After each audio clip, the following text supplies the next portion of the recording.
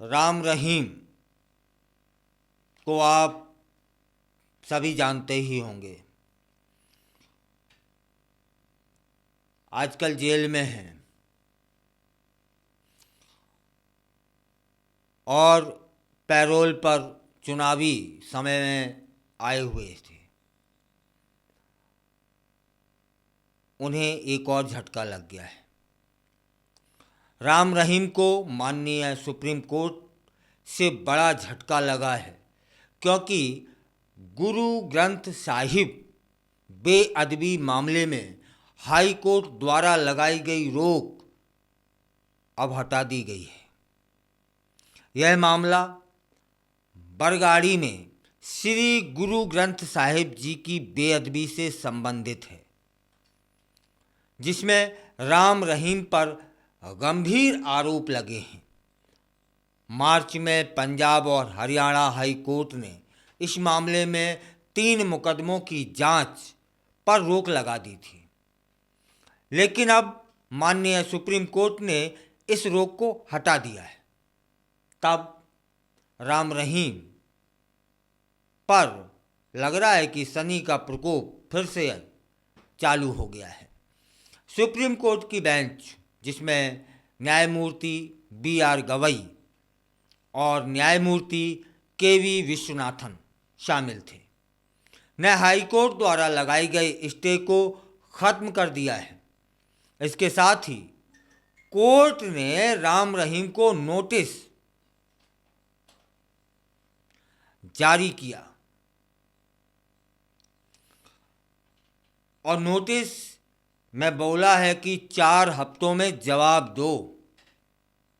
यह मामला बेहद संवेदनशील है और धार्मिक भावनाओं से भी जुड़ा हुआ है।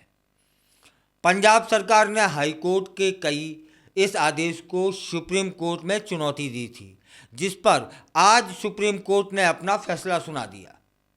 मतलब जो स्टे थी उसे हटा दिया है। पंजाब सरकार ने सुप्रीम कोर्ट में दलील दी कि इस संवेदनशील मामले में न्याय होना जरूरी है, क्योंकि यह धार्मिक भावनाओं से जुड़ा हुआ मामला है। सरकार ने कहा कि हाईकोर्ट द्वारा जांच पर रोक लगाने से मामले की सुनवाई बाधित हो रही है और इससे न्याय प्रक्रिया में देरी हो रही है। माननीय सुप्रीम कोर्ट ने सरकार की दलीलों को स्वीकार करते हुए हाई कोर्ट की रोक को हटा दिया और राम रहीम के खिलाफ दर्ज मुकदमों पर ट्रायल फिर से शुरू करने का रास्ता साफ कर दिया है।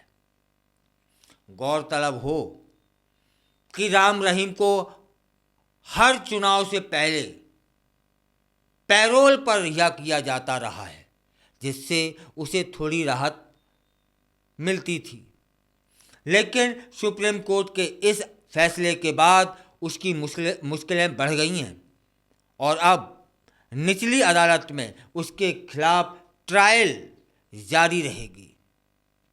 यह मामला केवल राम रहीम के लिए नहीं, बल्कि पूरे डेरा सच्चा सौदा समुदाय के लिए भी महत्वपूर्ण है, क्योंकि इससे उनकी धार्मिक भावनाएं प्रभावित हो सकती हैं। इस फैसले के बाद अब निचली अदालत में राम रहीम के खिलाफ ट्रायल की प्रक्रिया शुरू हो सकती है। यह मामला बेहद संवेदनशील है और धार्मिक भावनाओं से जुड़ा हुआ है। राम रहीम पहले से ही अन्य मामलों में दोषी है और इस नए ट्रायल से उसकी कानूनी परेशानियां और बढ़ सकती हैं।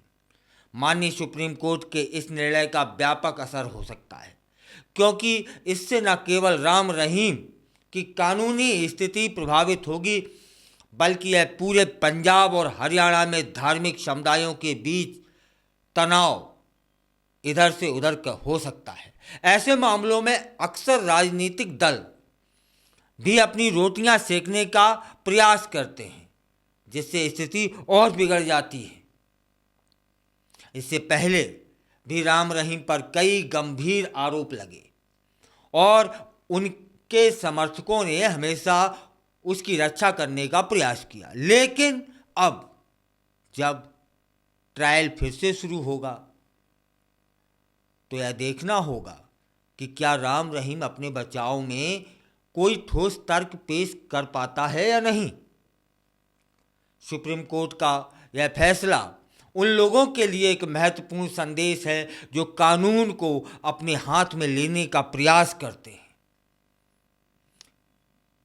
यह दर्शाता है कि न्यायालय किसी भी प्रकार की बेअदबी या धार्मिक भावनाओं के उल्लंघन को गंभीरता से लेता है और ऐसे मामलों में सख्त कार्रवाई भी हो सकती है। इस मामले की संवेदनशीलता को देखते हुए यह आवश्यक हो जाता है कि सभी पक्ष शांति बनाए रखें और किसी भी प्रकार की हिंसा या तनाव से बचें। धार्मिक भावनाओं का सम्मान करना सभी नागरिकों का कर्तव्य होना चाहिए। ऐसे मामलों में समाज को एकजुट होकर आगे बढ़ना चाहिए ताकि किसी भी प्रकार की नफरत या विभाजनकारी राजनीति को कोई स्थान न मिले। इसके अलावा इस फैसले का प्रभाव केवल पंजाब और हरियाणा तक सीमित नहीं रहेगा, बल्कि पूरे देश में धार्मिक समुदायों के बीच संवाद और सहिष्णुता को बढ़ावा देने की आवश्यकता होगी। सभी धर्मों के अनुयायियों को एक दूसरे के प्रति सम्मान दिखाना चाहिए ताकि समाज में सामंजस्य बना रहे।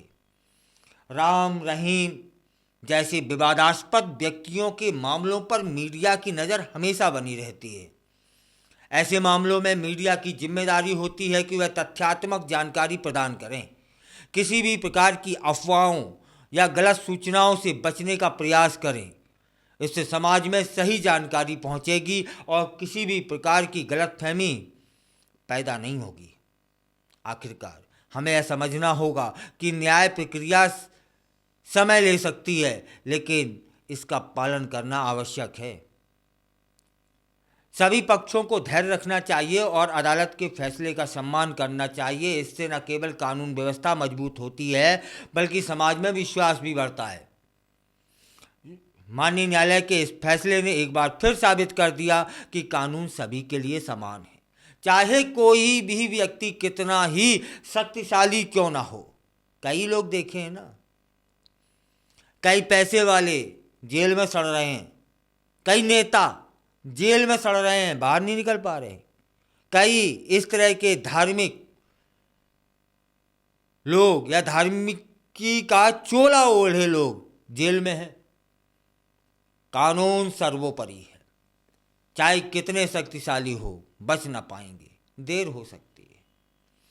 अगर कानून का उल्लंघन करता है कोई, तो उसे उसके परिणाम भुगतने होंगे। यह संदेश उन लोगों तक पहुंचना चाहिए जो सोचते हैं कि कानून से वो ऊपर है। इसके अलावा इस मामले में राजनीतिक दलों को भी सावधान रहना होगा कि वे इसे अपने लाभ के लिए इस्तेमाल न करें। ऐसा करने से समाज में और अधिक तनाव पैदा हो सकता है, इससे स्थिति बिगड़ सकती है। सभी राजनीतिक दलों को चाहिए कि वे इस मामले को गंभीरता से लें और इसे केवल राजनीतिक लाभ लेने का साधन ना बनाएं। इससे पहले भी हमने देखा है कि जब ऐसे संवेदनशील मुद्दे उठते हैं तो राजनीतिक दल अक्सर अपने हित साधने लगते हैं। हमें यह सुनिश्चित करना होगा कि हम एकजुट रहें और किसी भी प्रकार की विभाजनकारी राजनीति का विरोध करें, उसका समर्थन नहीं। आखिरकार यह मामला केवल एक व्यक्ति तक सीमित नहीं है, यह समाज के एक बड़े हिस्से की धार्मिक भावनाओं से जुड़ा हुआ है। इसलिए सभी पक्षों को चाहिए कि वे इस मामले को शांति और समझदारी से संभालें।